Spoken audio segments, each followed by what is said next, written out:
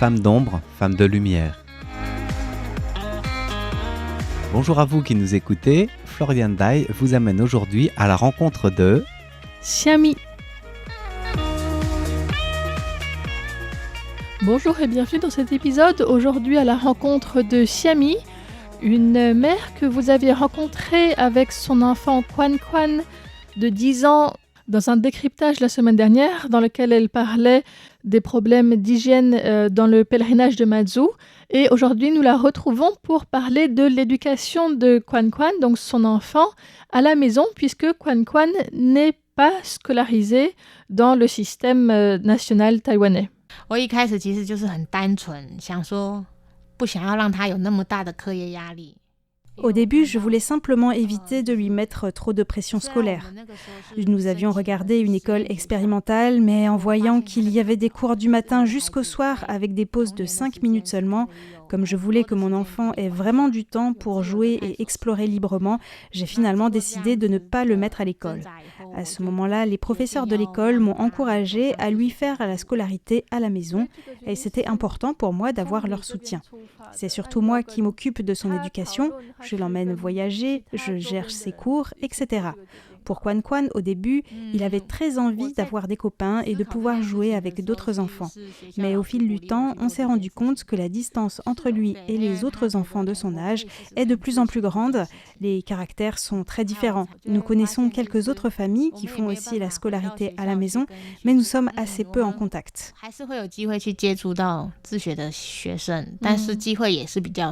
À Taïwan, le fait de se retirer du système scolaire reste quelque chose de très peu commun. Et en fait, j'ai appris qu'au niveau administratif, c'est géré dans chaque municipalité. Il est possible de faire une demande auprès du bureau local du ministère de l'Éducation. Chaque municipalité fait les choses un peu différemment. Je suis dans la ville de Taipei. Il faut faire une demande de scolarité à domicile chaque année en avril et en octobre auprès d'une école locale et leur fournir un projet d'études qui doit être approuvé d'abord par l'école, puis par le bureau de l'éducation de la ville. Ensuite, on peut dire si on veut passer des examens ou non. La ville de Taipei laisse beaucoup de liberté là-dessus. Si le dossier est accepté, alors on peut le faire. Pour le dossier, l'important c'est de justifier pourquoi on veut faire une scolarité à domicile, expliquer quelle est la philosophie derrière, mais aussi l'emploi du temps quotidien de l'enfant, les professeurs extérieurs qui interviendront, son environnement d'études, etc. Xiami explique qu'il y a plusieurs types de raisons qui motivent les parents à ce que leur enfant soit sorti du système scolaire habituel. Parfois, c'est à cause d'une éducation d'élite pour des parents qui trouvent que l'école va trop lentement et veulent permettre à leur enfant d'en apprendre plus vite ou sur des thèmes différents.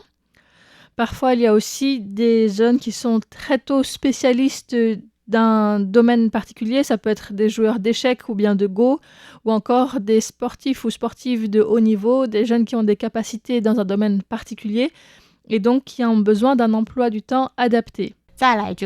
D'autres fois, ce sont les parents qui ont des valeurs ou des idéaux différents du système scolaire qui peuvent être en lien avec la religion ou bien avec une autre conception de l'éducation. Personnellement, j'ai envie que mon enfant puisse apprendre ce qui l'intéresse. Par exemple, en ce moment, il aime beaucoup nager, donc il prend des cours de natation, de voile et de surf. Les activités sont organisées en fonction de ses intérêts et nous nous adaptons. En ce qui concerne les matières scolaires, Quan Quan est pour l'instant en 5e année, donc l'équivalent du CM2, et Xiami a le soutien de l'école auprès de laquelle elle fait cette demande de scolarité à domicile pour se fournir notamment en manuel scolaire. L'école fournit des manuels scolaires. J'ai les manuels qui correspondent à son âge, surtout pour le mandarin et les mathématiques. Les manuels sont très bien faits. Il me suffit de suivre leur progression pour guider son apprentissage et il s'en sort très bien. Il sait lire et compter. Par contre, l'anglais est mon point faible. Pour ça, je n'arrive pas à l'aider et je cherche encore une façon de lui permettre d'apprendre l'anglais. J'espère qu'il puisse apprendre à travers le jeu de façon plus joyeuse, donc je suis plutôt à la recherche d'un ou d'une professeure qui puisse jouer avec lui en anglais. Xiami préfère éviter l'apprentissage à travers les nouvelles technologies parce que l'anglais, c'est quand même une langue et donc ça serait mieux que ce soit enseigné à travers des échanges. Donc pour l'instant, c'est un peu en stand-by. Mais elle a dit que Quan Quan avait envie d'aller au Japon, donc si ce voyage se réalise, ce sera peut-être aussi une occasion d'être en contact avec d'autres langues étrangères et peut-être de motiver son envie d'apprendre les langues. Pour l'instant, Xiami et Quan Quan ont d'autres projets. Depuis qu'il est en 3e année, nous avons commencé à voyager à travers Taïwan grâce à des projets de woofing, du travail contre logement, qui permettent de découvrir et comprendre les cultures locales et d'acquérir des compétences techniques. Nous allons dans des fermes ou bien sur des projets d'éco-construction pour qu'il puisse grandir dans un environnement naturel. Parfois, il participe directement, parfois ce ne sont pas des travaux adaptés à son âge, mais il trouve lui-même des choses à faire à côté avec les branches, les pierres. Il a appris à allumer un feu par lui-même et faire cuire des choses dessus. Comparé aux autres enfants de son âge, ceux qui vont à l'école ont plus de connaissances scolaires et quand Quan Quan est avec eux, il se rend compte de la différence. Mais s'il est dans la montagne avec eux, il a d'autres compétences que les enfants scolarisés dans le système n'ont pas. Il n'a pas peur de la boue, de la chaleur, il s'adapte très bien aux différents environnements naturels, etc.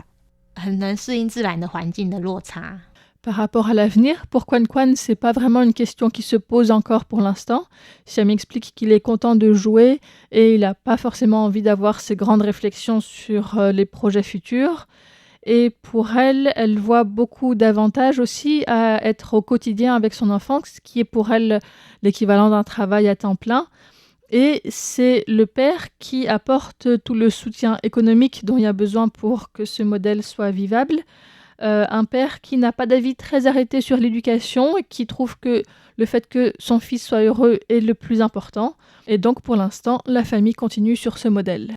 En me chargeant de la scolarité de mon enfant, je revisite aussi ma propre enfance. Moi, je suis allée à l'école. Maintenant que j'ai un enfant, je veux qu'il puisse avoir plus de temps pour jouer, ce que les enfants font naturellement, et qu'il puisse grandir à travers le jeu. Je peux l'accompagner et lui donner ce que je peux. Pour l'enseignement scolaire, je fais de mon mieux pour lui transmettre ce que je sais. Selon ce qu'il a envie de développer, je le soutiens autant que possible. Pour ce que ça m'a apporté, je dirais que ça m'a fait réfléchir à beaucoup de nouvelles questions. En le regardant jouer, je redécouvre tout ce qui m'avait été interdit quand j'étais petite. En ce qui concerne la possibilité de revenir dans un futur proche ou bien lointain dans le système scolaire, pour l'instant, Xiami dit que c'est pas vraiment ce qu'elle envisage. Je pense que si je le remettais aujourd'hui à l'école, le choc serait très grand.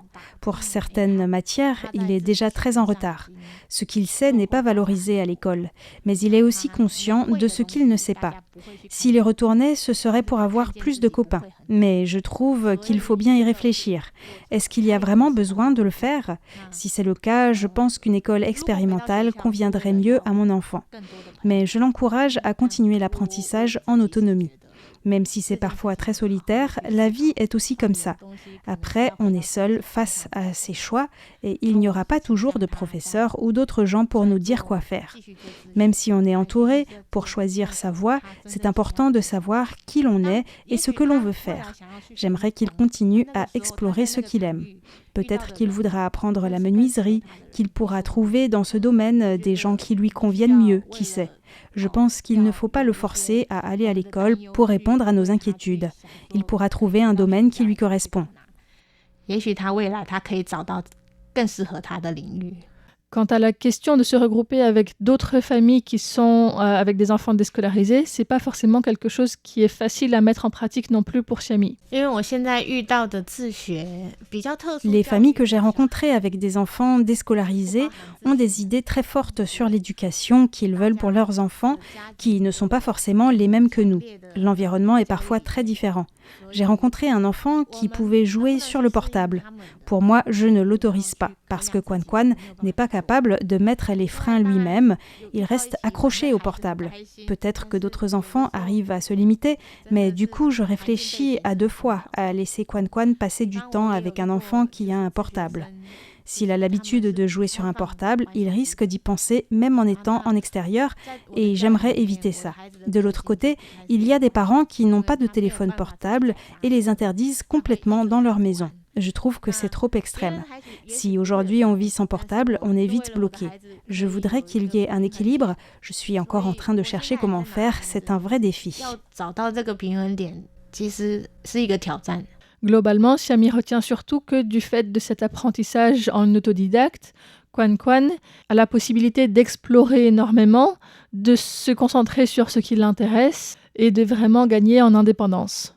Le plus dur, ce sont les questions des gens. Beaucoup de gens ne comprennent pas et posent des questions, parfois gentiment, parfois très brutalement, et même nous remettent en question. C'est aussi un apprentissage, de gérer ces pressions. Le chemin en autodidacte est parfois difficile, mais au final, on s'en sort bien, lui et moi. D'ailleurs, à propos de ces questions parfois un peu intrusives, Sasa peut nous partager une anecdote. Oui, il y a quelque temps, Xiami et Quan Quan sont venus chez nous, c'était en semaine, et puis il y a un Taïwanais qui faisait son footing et ses étirements, qui s'est arrêté, qui a discuté, et du coup il a demandé à Quan Quan « Mais comment ça se fait que tu ne vas pas à l'école, que tu n'es pas à l'école aujourd'hui est-ce que tu ne serais pas un enfant illégal ?» etc. Et il lui a dit « Oui, si tu ne vas pas à l'école, tu ne seras pas intelligent. » et tout. Et du coup, Quan Quan lui a demandé « Et toi, est-ce que tu étais à l'école ?» Et il a répondu « Bah oui, bien sûr. Et est-ce que tu penses que t'es intelligent ?» Ouh.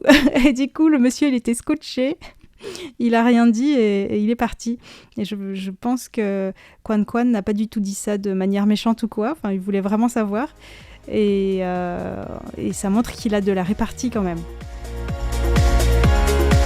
C'était Xiami qui se charge de la scolarité de son fils Quan Quan à la maison, dans cet épisode de Femmes d'ombre, Femmes de lumière qui vous est présenté par Florian Dai pour Radio Taïwan International. Merci de votre écoute et à bientôt.